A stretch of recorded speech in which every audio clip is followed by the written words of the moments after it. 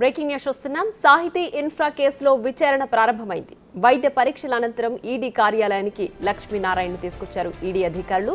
లక్ష్మీనారాయణ నుంచి పూర్తి వివరాలు రాబడుతోంది ఈడీ. సాహితీ ఇన్ఫ్రా రికార్డులను పరిశీలించింది. ఈడీ గతంలోనే సాహితీ ఇన్ఫ్రాపై సోదాలు చేసింది. కాగా తాజా విచారణలో సాహితీలో భూములు కొనుగోలు చేసిన వారిపై నిఘా ఏర్పాటు చేసింది. సాహితీకి సంబంధించిన ప్రాజెక్టుల్లో నగదు బదిలీపై ఈడీ అధికారులు ఆరా తీశారు. లావాదేవీల్లో అక్రమాలు జరిగినట్లు గుర్తించారు. ఈ క్రమంలో మరికొన్ని అరెస్టులు జరిగే అవకాశం ఉన్నట్లు తెలుస్తోంది. సాహితీ ఇన్ఫ్రా పెట్టుబడుల సొమ్మును ఎక్కడకు తరలించారు అనే దానిపై ఆరా తీస్తున్నారు. సాహితీ ఇన్ఫ్రా పేరుతో అనేక మోసాలపై ఈడీ ఆరా తీస్తోంది.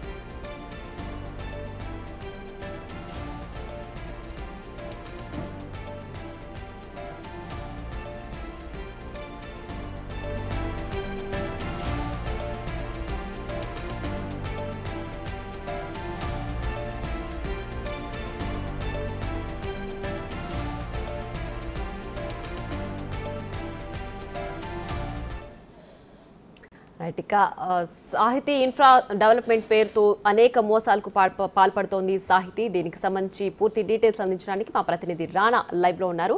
సో రాణా, చెప్పండి, సాహితీ ఇన్ఫ్రా డెవలప్మెంట్ పైన ఈడీ విచారణలో ఎలాంటి విషయాలు వెలుగులోకి వచ్చాయి? పూర్తి డీటెయిల్స్ ఏంటి? దాదాపు కొన్ని వందల మంది నుంచి కూడా కోట్లాది రూపాయలు కూడా ఫ్రీలాన్స్ పేరుతో వసూలు చేసి వారికి ఆ ప్లాట్ను కూడా అప్పగించకుండా దాదాపు 3,000 కోట్ల రూపాయల వరకు కూడా అక్రమంగా వసూలు చేసి విచారణ చేసినటువంటి సాహితీ ఇన్ఫ్రా ఎండి లక్ష్మీనారాయణ ఎట్టకేలకి నిన్న ఈడీ అధికారులు అదుపులోకి తీసుకున్నటువంటి నేపథ్యం కనపడుతుంది. నిన్న సాయంత్రం 6:30కి ఆయన అదుపులోకి తీసుకున్న తర్వాత రాత్రంతా కూడా డీసీపీ ఆఫీస్లో పెట్టారు.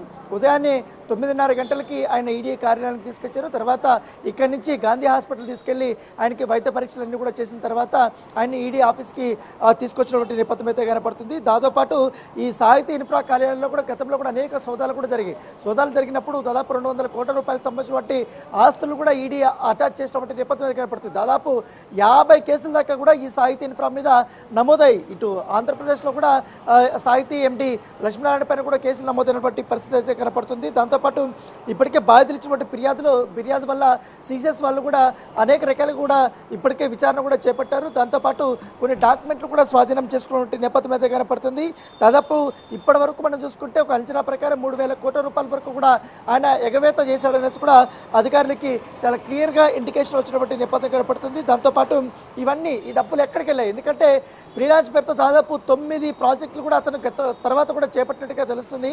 ఆ 9 ప్రాజెక్టుల్లో కూడా ఈ రకంగానే అమౌంట్ అంతా కూడా వసూలు చేయడము, తర్వాత ఇక్కడి నుంచి వచ్చినటువంటి అమౌంట్ని వేరే వేరే ప్రాజెక్టులకు పెట్టడము, తర్వాత విదేశాలకు తరలించడం, ఇవన్నీ కూడా అనేక ఆరోపణలు వస్తున్నటువంటి నేపథ్యంలో నిజంగా ఇన్ని వేల కోట్ల రూపాయలు ఆయన ఎక్కడ ట్రాన్సాక్షన్ చేశాడు, ఎవరికి ఇచ్చారు, ఎక్కడ పెట్టుబడులు పెట్టాడు, ఏం చేశారు? సో దాంతోపాటు తనకు సంబంధించిన బినామీలు కూడా ఈ పెద్ద ఎత్తున కూడా ఇతర ప్రాజెక్టుల్లో కూడా అతను పెట్టుబడులు పెట్టాడు. వాళ్ళకు కూడా పెద్ద ఎత్తున కూడా ట్రాన్సాక్షన్ చేసినట్టుగా అధికారులు చెప్తున్న నేపథ్యంలో ఆ యొక్క పూర్తిగా ఆ లింక్ అంతా కూడా కూపీలాగే పనిలో ఈడీ అధికారులు ఉన్నట్టుగా మనకు సమాచారం ఉంది. దాని తగ్గట్టుగానే ఈ సాహితీ సంబంధించిన ప్రాజెక్టులో నగదు బదిలీ ఏ రకంగా జరిగింది, దాదాపు ఇంతమందికి సంబంధించిన డబ్బులు వసూలు చేసిన తర్వాత ఎక్కడికి వెళ్ళింది, ఏమైంది అనేది ఇప్పుడు క్వశ్చన్ చేసినటువంటి నేపథ్యం కనపడుతుంది. దాంతోపాటు ఇప్పటికే లావాదేవీల్లో అక్రమాలు జరిగినట్టు కూడా చాలా క్లియర్గా ఈడీ అధికారులకి ఇన్ఫర్మేషన్ వచ్చిన నేపథ్యంలో దాని తగ్గట్టుగానే ఆ క్వశ్చన్స్ అంతా కూడా ఇప్పుడు అడుగుతున్న నేపథ్యం కాబట్టి దాదాపు గంట సేపు అయింది. ఆయన విచారణ ఇంకా కొనసాగుతూనే ఉంది. ఎందుకంటే అనేకమైనటువంటి ప్రశ్నలను ఇటు లక్ష్మీనారాయణ పైన కురిపిస్తున్నటువంటి నేపథ్యం అయితే కనపడుతుంది. సో దాంతోపాటు ఈ సాహిత్య ఇన్ఫ్రా పెట్టుబడులు అంటే ఇతర ప్రాజెక్టుల పెట్టుబడులు పేరుతో ఎక్కడికి నగదును మీరు బదిలీ చేశారన్న దానిపై కూడా క్వశ్చన్ చేస్తున్నట్టుగా నేపథ్యం అయితే కనపడుతుంది. దాంతోపాటు గతంలో కూడా ఆ సాహిత్య ఇన్ఫ్రా పేరుతో ఈ ఫ్రీలాన్స్ పేరుతో చాలా వరకు కూడా మోసాలు చేశారు కాబట్టి ఆ యొక్క ఫైల్స్ యొక్క డీటెయిల్స్ కూడా తీసుకుంటున్నట్టుగా మనకు సమాచారం అవుతుంది. ఇంకా మరికొన్ని సాహిత్య సంబంధించినటువంటి ఆఫీసుల్లో సోదాలు చేయాలని కూడా అధికారులు భావిస్తున్నారు.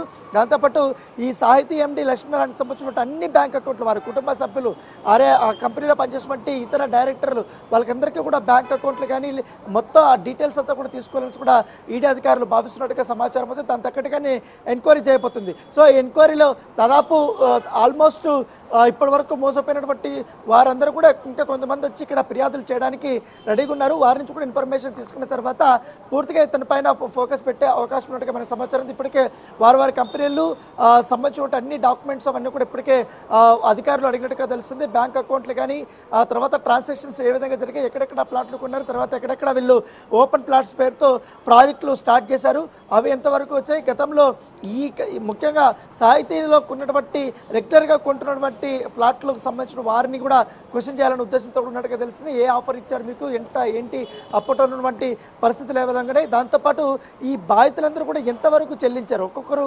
కోట్లాది రూపాయలు కూడా అతనికి సమర్పించారని కూడా చెప్పినటువంటి నేపథ్యంలో దానికి సంబంధించిన నగదు రూపంలో ఎంతవరకు ఇచ్చారు, ఆన్లైన్ ట్రాన్సాక్షన్ రూపంలో ఎంతవరకు ఇచ్చారు, అతను మీకు ఏమని చెప్పి మీకు మోసం చేశాడని దానిపై కూడా ఇప్పటికే పూర్తి స్థాయి ఎవిడెన్స్తో పాటు వారి నుంచి కూడా స్టేట్మెంట్ రికార్డ్ చేయాలనేసి కూడా అధికారులు భావిస్తున్న నేపథ్యం కూడా చాలా పెద్ద ఎత్తున కూడా ఇక్కడి నుంచి కూడా విదేశాలకి డబ్బులు తరలిందనేసి కూడా ఈడీ అధికారులు భావిస్తున్నారు. ఫెమా చట్టాన్ని ఉల్లంఘించారనేది కూడా ఈడీ అధికారులు భావిస్తున్న నేపథ్యంలో అనేక కోణాల్లో పూర్తి స్థాయిలో విచారించిన తర్వాత ఇవాళ రేపు చాలా కీలకమైనటువంటి సమాచారాన్ని రాబట్టాలనే ఉద్దేశంతో ఈడీ అధికారులు ఉన్నట్టుగా మన సమాచారం అందుతుంది. Right Rana, thanks for the updates.